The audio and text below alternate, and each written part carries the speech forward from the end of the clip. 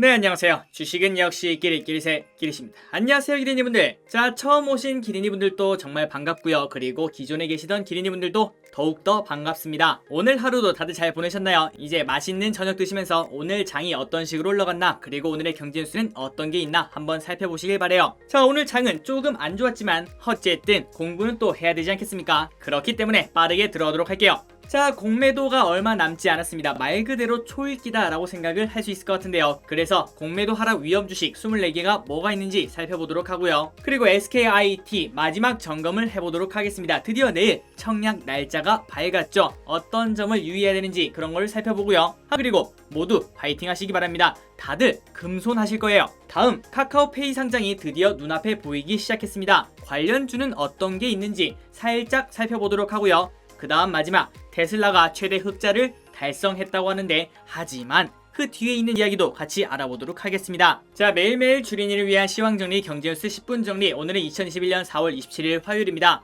오늘 하루도 모두 고생하셨습니다. 이렇게 피곤한데 경제 공부에 큰 시간을 쓸 수가 없겠죠. 그래서 저 기릿이 정말 깔끔하게 정리를 해드리도록 하겠습니다. 같이 공부하시죠. Let's get it!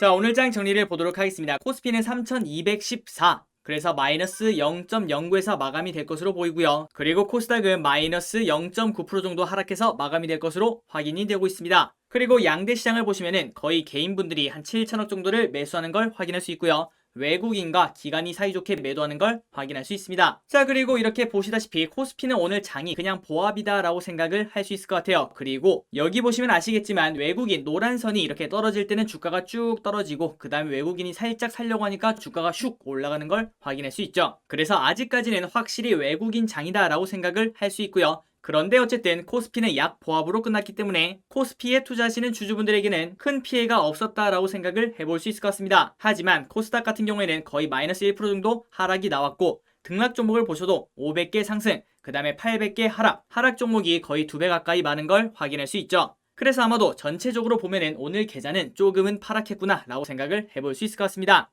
자, 오늘의 매동을 보도록 하겠습니다. 아까 말씀드렸다시피 개인분들이 4,500억 매수, 그 다음에 외국인 3,000억 매도, 기관은 1,200억을 매도를 하고 있고요. 그리고 연기금은 1,000억에 가까이 매도를 하는 걸 확인할 수 있습니다. 자, 이렇게 외국인들이 장 시작하자마자 지속적으로 매도를 하길래 환율이 올라가고 있겠구나 라고 생각을 했는데요. 그래서 환율을 봤더니 이게 웬걸 달러가 계속 떨어지는 걸 확인할 수 있었습니다. 자, 환율이 1110원을 뚫고 내려가서 1109원까지 떨어지는 걸 확인할 수 있죠. 자, 이렇게 환율이 떨어지고 있는데 외국인들이 오히려 매도를 했다. 그것도 그냥 눈치 보기가 아니라 어느 정도의 규모를 매도라는 걸 확인할 수 있었죠. 그래서 저 기릿은 이렇게 생각했습니다. 이렇게 환율이 떨어지는데도 불구하고 외국인들이 우리나라 주식을 팔고 있다면은 이제 앞으로 환율이 떨어지지 않거나 아니면은 다른 일이 있겠구나 라고 생각을 했습니다. 자, 그리고 상해종합 같은 경우에도 이렇게 뚫어내지 못하고 조금씩 힘이 없는 모습을 보여주고 있습니다. 그런데 정말 다행인 거는 장중에 우리나라처럼 조금 빠지다가 마지막에는 이렇게 회복을 하는 모습, 그래서 약 보합에서 끝나가는 모습을 확인할 수 있습니다. 아마도 이번 주에는 많은 이벤트가 있기 때문에 세계 증시가 조금씩 쉬어가려고 하나 보네요. 자, 오늘의 특징주를 보도록 하겠습니다. 코스맥스, 지난번에 같이 공부했던 기업이죠. 그런데 오늘 마이너스 12%나 맞았습니다. 자, 그 이유가 바로 무엇인가? 보통 이렇게 떨어지는 거는 이유가 하나밖에 없죠. 거의 유상증자입니다. 자, 코스맥스 1,440억 대규모 유상증자 소식에 11%대 급락을 했다는 소식이네요. 자, 국내 화장품 연구 개발 생산 ODM 업체인 코스맥스가 급락세다. 1,500억에 육박하는 대규모 유상증자 소식이 주가에 악영향을 미치고 있다. 자, 그래서 하나투자증권에서는 어떻게 말을 했냐면은 주당 순이익 희석률이 10% 내외로 규모가 크고 갑작스럽게 진행된 유상증자 결정에 따라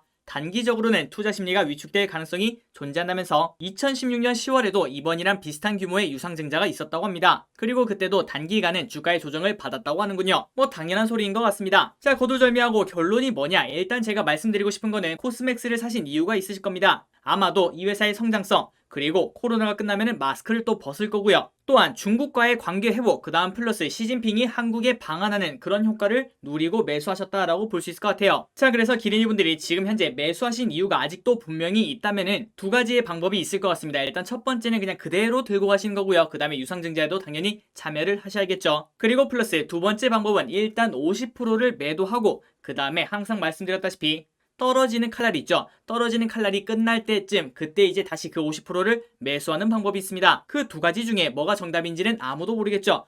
이렇게 지속적으로 한 며칠간 더 떨어질 수도 있고요. 아니면은 기가 막히게 다시 반등을 해낼 수도 있습니다. 그리고 보통 유상증자 결정이 나오면은 일단 한동안은 바닥을 기는 모습을 보여주다가 그 다음에 이제 유상증자가 시작할 때 그때부터 다시 주가가 좋아지는 흐름이 나오는 경우가 있습니다. 그렇기 때문에 너무 급하게 움직이지 않으셔도 될 것 같습니다. 자, 그리고 지금까지는 보유하신 분들을 위해서 말씀을 드렸고요. 그 반면 혹시나 화장품 산업에 대해서 공부를 하고 싶은 기린이분들은 지금이 기회일 수도 있다라고 볼 수 있겠죠. 그래서 저 기릿의 개인적인 생각은 코스맥스를 꼭 공부해 보셨으면 좋겠습니다. 혹시 필요하시다면 저 기릿과 같이 공부한 영상이 있으니까요. 그거를 참고하시면 될 것 같아요. 어쨌든 이번 유상증자 때문에 피해를 입은 기린이분들 다시 좋은 흐름이 나와서 전부 다 회복하기를 진심으로 바라도록 하겠습니다. 자, 그리고 오늘의 특징주를 이어서 보자면은 삼성바이오로직스가 이렇게 빠지고 있고 그 다음에 셀트리온이 너무 심하게 빠지고 있더라고요. 그런데 바이오가 지금 완전 상태가 안 좋네 라고 말하기에는 삼성바이오로직스 차트를 보시면은 올라가다가 빠진 거라서 이 정도는 건강한 조정이야 라고 할 수도 있습니다. 하지만 셀트리온 같은 경우에는 이렇게 차트를 뚫고 뚝뚝뚝 떨어지는 모습을 보여주고 있죠. 그래서 지금 현재 이렇게 떨어진 이유가 뭐냐 라고 봤더니 지난번에 같이 공부했던 뉴스를 살펴보자면은 다음 주에 공매도가 시작하지 않겠습니까? 그런데 항상 공매도한테 두드려 맞던 애가 누구였죠? 바로 셀트리온입니다. 말 그대로 셀트리온과 공매도는 앙숙 관계라고 볼 수 있겠죠. 그래서 그 공매도 영향 때문에 지금 현재 투자 심리가 나빠져서 셀트리온 주가가 빠진다는 해석이 많더라고요. 그럼에도 불구하고 코스피가 3200이고 그 다음에 코스닥이 1000이 넘었는데 이렇게 주가가 빠지는 거는 과도하다라고도 볼 수 있을 것 같습니다. 항상 말씀드리는 부분이지만 떨어지기만 하는 주식도 없고 그 다음에 올라가기만 하는 주식도 없습니다. 이것도 마찬가지로 기린이분들이 셀트리온을 산 이유가 있지 않겠습니까? 그 이유가 명확하다면 당연히 홀딩을 할 수밖에 없을 거고요. 하지만 그 이유가 불명확하고 그 다음에 매수한 이유가 딱히 없다면은 어디가 바닥인지 모르고 만약 여기서 조금 더 떨어지면은 버티기가 가면 갈수록 힘들어질 수밖에 없기 때문에 조금은 비중을 줄이는 게 맞다라고 생각을 하고 있습니다. 그리고 방금 말씀드린 부분은 절대 셀트리온의 가치 판단이 아니라는 점 한 번 더 알려드리도록 하겠습니다. 자, 셀트리온 주주분들 모두 힘내시기 바래요. 자, 그리고 오늘은 말 그대로 코스피가 아니라 코스틸이라고 말을 해도 무방하다라고 볼 수 있겠죠. 오늘 코스피에서 다른 주식은 전부 다 지지부진했는데 철강에 관련된 주식들은 미친듯이 불타오른 걸 확인할 수 있습니다. 자, 이렇게 주가가 너무 뜨겁다 보니까 철도 녹일 수 있을 것 같네요. 자, 그래서 이렇게 철강이 잘 나가는 이유가 뭐냐? 올해 초에 샀다면 최고 229%가 상승했고 철강주는 공급 부족 때문에 2분기에도 펄펄 날 전망이라고 합니다. 아니, 그러고 보니까 지금이 2분기군요. 시간 정말 빠릅니다. 자, 철강 업황이 올해 본격 상승세를 탄다. 친환경 정책 확대로 공급량은 줄어드는 반면 경기 회복세 속 수요가 증가하는 것이 업황 호조의 바탕이라고 합니다. 자, 그리고 철강 가격 상승이 바탕이 되어 있으니까 주가 우상향 기조가 2분기까지 이어질 것으로 전망한다고 하는군요. 지난해 강세장에서도 빛을 보지 못하던 철강주는 올해 본격화된 경기 회복 기대감을 바탕으로 상승폭을 키우고 있습니다. 포스코와 현대제철은 올해 들어 39%나 올랐고 포스코 강판은 무려 229%나 뛰었군요. 그리고 KG 동부제철, 동국제강, 문배철강, 한국철강 등도 100%에 가까이 뛰어오른 걸 확인할 수 있습니다. 자, 철강은 기린이분들이 아시다시피 대표적인 경기 민감주인데요. 자, 경기에 민감하다라는 말이 뭐냐? 바로 경기에 살고 경기에 죽는다라고 볼 수 있을 것 같습니다. 그래서 정말 간단하게 예를 들자면 작년 같은 경우에 코로나 때문에 전 세계가 멈추게 되었죠. 그 말은 경기가 나빴다는 소리입니다. 그때 경기 민감주는 무조건 박살이 날 수밖에 없겠죠. 자, 그런데 올해 들어서 경기가 쭉쭉 회복되면서 건설, 조선, 중공업이 좋아지면 원자재인 철강 수요도 덩달아 뛰기 때문에 이렇게 경기 민감주라고 볼 수 있을 것 같습니다. 자, 그런데 이렇게 수요가 당연히 부족한데 그런데 세계 각국이 친환경 정책을 펼치면서 철강 제품의 원료인 철광석 수급이 딸리고 있다고 합니다. 그러니까 공급이 수요를 따라가지 못하겠죠. 그 말은 철강 제품 가격이 지속적으로 오른다고 볼 수 있을 것 같습니다. 자, 그리고 이 기조에다가 기름을 부은 게 바로 중국이라고 하는데요. 중국이 탄소 배출 저감을 위해서 철강 감산 정책을 펼치면서 공급량이 줄어든 영향이 크다고 합니다. 그러니까 중국 같은 경우에는 탄소를 그만 만들어야 돼서 야, 잠깐만, 그거 철 만드는 거 잠시 멈춰봐.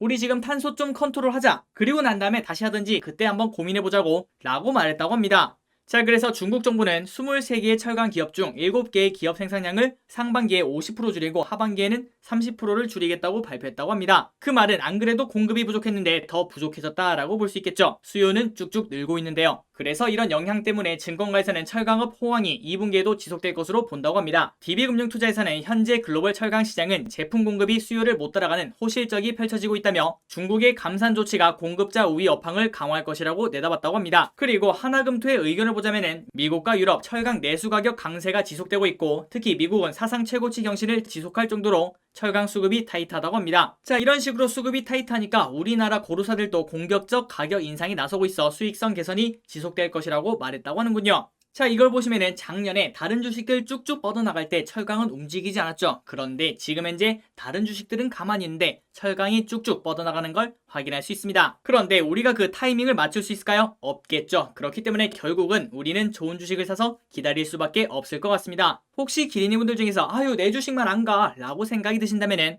한번 주식을 보시고 이 주식은 진짜 좋은 거야 라는 판단이 서신다면은 조금 시간이 걸릴지라도 분명히 그 차례는 돌아올 거예요.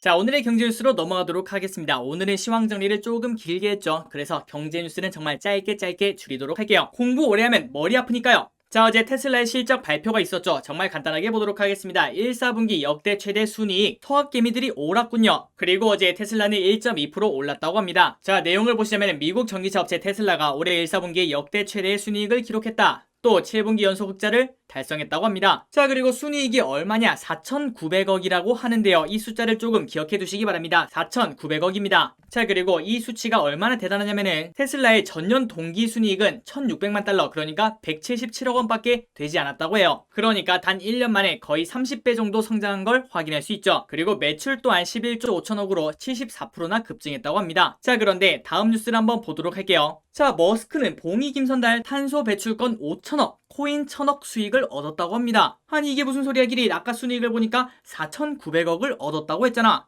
그런데 여기 보시면은 탄소 배출권으로 5천억의 수익을 거뒀고 그 다음에 비트코인을 팔아서 1,000억 원의 수익. 정말 간단하게 봐도 6천억이라는 수치가 나오겠죠. 그러면은 순이익 같은 경우에 아무리 못해도 6천억 정도 내외야지 않나 라는 생각을 해볼 수 있을 것 같습니다. 그 이유가 뭐죠? 테슬라는 전기차를 팔고 있기 때문이죠.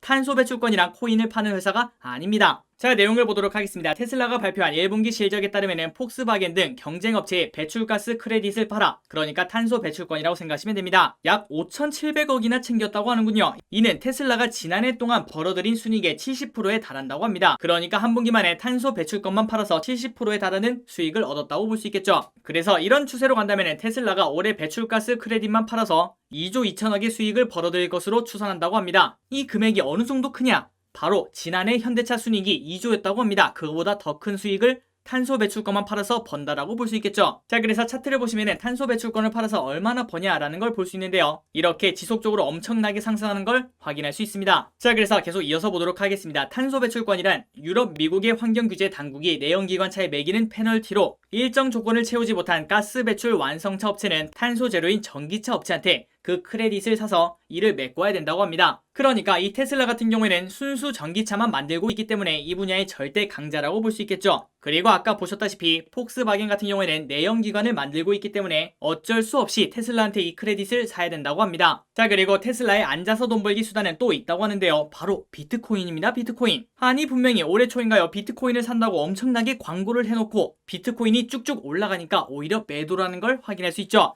그리고 그 수량이 무려 3천억을 매도했다고 합니다. 자, 어떻게 보면은 지금 현재 테슬라가 성장하고 있는 것처럼 보이지만 하지만 문제점이 있다고 하는데요. 일단 첫 번째, 아까 보셨다시피 실제로 전기차를 팔아서 얻는 수익은 적자의 확률이 매우 높습니다. 비트코인 그 다음에 탄소 배출권을 합친 금액이 순이익보다 더 높기 때문이죠. 그 말은 뭔가가 까먹었다는 소리겠죠. 그리고 그거는 아마도 전기차의 확률이 매우 높습니다. 자, 그런데 가면 갈수록 뭐 괜찮아지겠지 라고 생각할 수 있지만 하지만 이 크레딧 같은 경우에도 가면 갈수록 나빠질 수 있다고 하는데요. 자, 그 이유를 위해서 보자면 내연기관을 만들면 이렇게 탄소 배출권을 사야 된다고 합니다. 하지만 가면 갈수록 어떻게 되죠? 전기차는 늘어나고 그 다음에 내연기관은 줄어들게 되겠죠. 그렇다면 지금 열심히 내연기관을 만드는 기업들도 결국은 전기차를 전부 다 만들 거라고 생각을 해볼 수 있을 것 같습니다. 그리고 그때가 되면 당연히 탄소 배출권을 테슬라한테 사올 이유가 전혀 없겠죠. 그래서 테슬라가 역대 최고 순이익을 달성하긴 했지만 그 안에서는 사실 아직까지 전기차 때문에 흑자를 달성했다라고는 볼 수 없을 것 같습니다. 하지만 당연히 갈수록 좋아지겠죠. 자, 다음 뉴스를 깔끔하게 보도록 하겠습니다. SKIT 공모가 10만 5천 원에 확정되었다는 소식이군요. 28일 그러니까 내일부터 이틀간 청약이 진행됩니다. 자, 내용을 보시면은 IPO를 하고 있고 그 다음에 10만 5천 원의 공모주 청약에 나서고 기관 수요 예측은 역대 최고인 1881대 1의 경쟁률을 보였다고 합니다. 그리고 공모가 기준 시가총액은 약 7조 4,800억에 이른다고 하고요. 마지막으로 기관들의 전체 주문 규모는 약 2,417조 원이나 되었다고 합니다. 그러니까 이걸 살려고 2417조 원이나 몰렸다고 볼 수 있겠죠. 그만큼 이 SKIT 따상에 거의 근접했다라고 볼 수 있을 것 같습니다. 자, 그래서 다른 영상을 만들기에는 조금 짧은 내용이라 이렇게 깔끔하게 그냥 정리를 해보도록 할게요. 자, SKIT 마지막 정리를 해보도록 하겠습니다. 자, 청약 시간은 10시부터 4시까지로 바뀌었습니다. 그러니까 굳이 첫날 오전, 그 다음에 둘째 날 오후에 하려고 하지 마시기 바래요. 왜냐면은 렉 걸립니다. 진짜 렉 걸려요. 그리고 경쟁률은 1882대 1. 그리고 62%의 기관이 일정 기간 공모주를 팔지 않겠다는 의무 보유 확약을 약속했다고 합니다. 이렇게 되면 따상은 따놓은 당상으로 흘러가는 중이라고 볼 수 있겠죠. 자, 그리고 전부 다 10주만 신청하신다면 52만 5천 원을 입금하시면 되고요. 다만 SK증권은 2천 원의 수수료가 있기 때문에 2천 원을 더 넣은 52만 7천 원을 넣으시면 될 것 같습니다. 한이끼리 한국투자도 있잖아. 그런데 한국투자 같은 경우에는 후불이기 때문에 나중에 알아서 2,000원 빼고 돌려주기 때문에 SK에만 2,000원을 더 넣으시면 될 것 같고요. 자, 그리고 지금 이 영상을 보시는데 아직까지 계좌 개설을 만드시지 않으셨다면 SK를 제외하고 전부 다 20일 제한 없이 가능하다는 점을 알려드리도록 하겠습니다. 지금 또 늦지 않았어요. 빨리 고고하시기 바래요.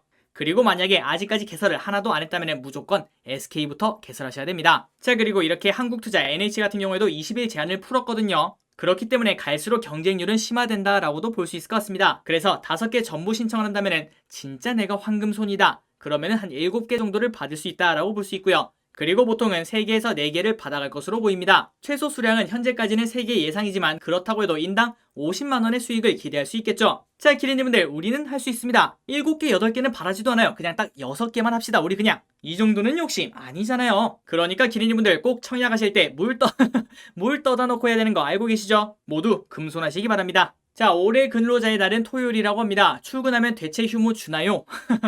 그런데 아쉽게도 주지 않는다고 합니다. 자, 5월 1일은 근로자의 날로 기념하고 있는데 하지만 이번에 안타깝게도 토요일에 배치한 걸 확인할 수 있죠. 누가 센스 없이 5월 1일을 토요일날 배치했는지 정말 어이가 없습니다. 자, 한번 기린이분들이 궁금하실 만한 내용을 보도록 하겠습니다. 근로자의 날은 근로기준법이 정한 유급 휴일입니다. 근로자라면 이날 돈 받고 쉴 수 있다는 의미이죠. 그런데 아시다시피 근로자의 날에도 평소처럼 출근해야 되는 사람이 있다고 하는데요. 일단 근로자가 아닌 공무원이 이에 해당하며 경찰관, 소방관, 교사 등은 출근을 해야 된다고 합니다. 자, 그런데 때론 민간 기업에 다니지만 근로자의 날에 따로 쉬지 않는 경우도 있다고 합니다. 이에 따라 많은 직장인들이 근로자의 누구는 쉬고 누구는 못 쉬는지 기준을 모르겠다고 호소한다고 하네요. 자, 그런데 이렇게 혼란이 빚어지는 이유는 근로자의 날에 회사가 출근을 시켜도 불법이 아니기 때문이라고 합니다. 그런데 일을 시키더라도 휴일 근로수당을 주거나 대체 휴무를 줘야 된다고 하네요. 수당도 대체 휴무도 안 준 채 이날 출근을 강요한다면 불법이라고 합니다. 기린이분들 꼭 이 부분 기억하고 계시길 바래요. 자, 그리고 알바 같은 경우에도 5월 1일에 일을 한다면 수당을 받아야 된다고 하네요. 아르바이트생이 이날 8시간 이내 근무를 했다면 평소 임금의 2.5배, 8시간을 넘겨 일했다면 평소 임금의 3배를 받을 수 있다고 합니다. 자, 그리고 올해 근로자의 날은 토요일이기 때문에 대체 휴일 주나요? 라는 궁금증이 가장 많을 것 같은데요. 하지만 근로자의 날은 토요일이나 일요일이라고 대체휴일을 주지 않는다고 합니다. 이 부분은 조금 아쉽군요. 자, 공매도 재개 이제 3일밖에 남지 않은 걸 확인할 수 있습니다. 증권가가 말하는 조심할 종목들이 뭐가 있는지 살펴보도록 할게요. 공매도에 대한 이야기는 정말 많이 했기 때문에 그냥 종목만 보도록 하겠습니다. 자, 시총 대비 공매도 잔고 비중이 높은 종목들이 뭐가 있냐? 롯데관광개발, 호텔신라, 두산인프라코어, 셀트리온, LG디스플레이, 삼성중공업, KMW, HAB, 상상인, 톱텍, 네이처셀, 국일제지. 자, 그리고 3월 말 대비 대차잔고 급증 종목을 보도록 하겠습니다. 카카오, CJCGV, 현대중공업지주, 하나시스템, 보령제약, 일양약품, 고영, 펄어비스, 시젠, HLB생명과학, 다원시스, 한국기업평가가 이렇게 있다고 합니다. 자, 많은 분들이 걱정하는 건 알고 있지만 여기에 들어갔다고 무조건 주가가 쭉쭉 떨어지는 건 아닙니다. 기린이 분들이 지금 생각해야 될 거는 진짜 이 기업들이 고평가인가 그거를 판단을 해봐야겠죠. 그리고 100명의 투자자가 봤을 때 이거는 누가 봐도 고평가다 라는 평가가 나온다면 그 주식은 떨어질 수밖에 없을 것 같습니다. 한번 기린이 여러분들의 주식을 객관적으로 살펴보시기 바랍니다. 자, 메타버스 슈퍼스타가 컴백하는 것 때문에 조명받는 대형 엔터주라는 제목을 가지고 있는데요. 정말 결론만 말씀드리자면 올해부터 엔터주의 흐름이 좋을 거라고 예상을 하고 있다고 합니다.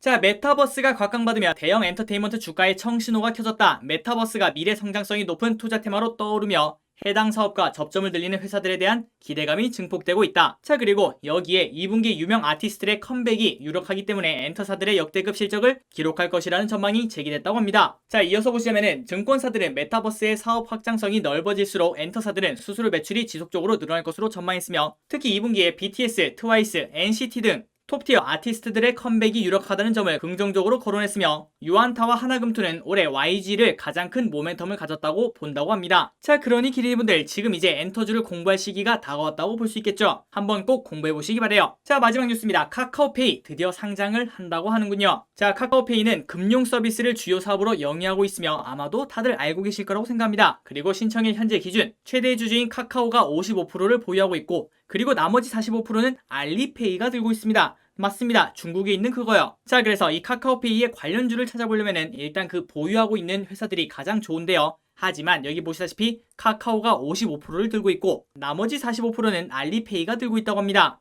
그러니까 수혜주를 찾기가 어려운 상황이죠. 자, 그래서 저 기리씨 살펴보자니까 중국 알리페이가 한국 시장에 진출을 검토하고 있다는 소식이 나왔다고 합니다. 그런데 그때 주가가 움직였던 주식들이 몇몇 개 있었는데요. 어떻게 보면 알리페이 관련주라고 볼 수 있겠죠. 그래서 직접적으로 카카오페이 관련주를 찾기가 어려우니까 한 단계 건너서 카카오페이를 45%나 들고 있는 알리페이의 관련주를 살펴봤습니다. 자, 이렇게 정리를 해봤습니다. 왼쪽 드림시큐리티, 그 다음에 라온시큐어 같은 경우에는 카카오페이의 생체 인식에 관련된 기업이라고 생각하시면 되고요. 그 다음에 오른쪽은 알리페이에 관련된 기업이라고 생각하시면 됩니다. 그런데 기린이분들도 아시다시피 가장 확실한 거는 카카오페이의 지분을 가지고 있는 회사가 가장 확실하겠지만 그런 회사가 없기 때문에 어느 정도는 테마성이 짙다라고도 볼 수 있을 것 같습니다. 그렇기 때문에 이거를 공부하실 때는 조금 더 보수적으로 봐야 된다라고 볼 수 있을 것 같아요. 자, 기린이분들 카카오페이 또 엄청난 대어 아니겠습니까? 일단 알리페이 관련주들은 다른 게 더 많더라고요. 그런데 그 중에서 실적이 그나마 괜찮은 것들만 꼽아봤으니까 이 4개 주식을 한 번 더 공부해 보시기 바랍니다. 자, 오늘 또 이렇게 경제 뉴스가 끝났습니다. 오늘 또 저기리과 같이 공부해 주셔서 정말 감사하고요. 내일 또 건강하고 행복한 모습으로 뵙도록 하겠습니다. 지금까지 기리셨습니다. 빠이요.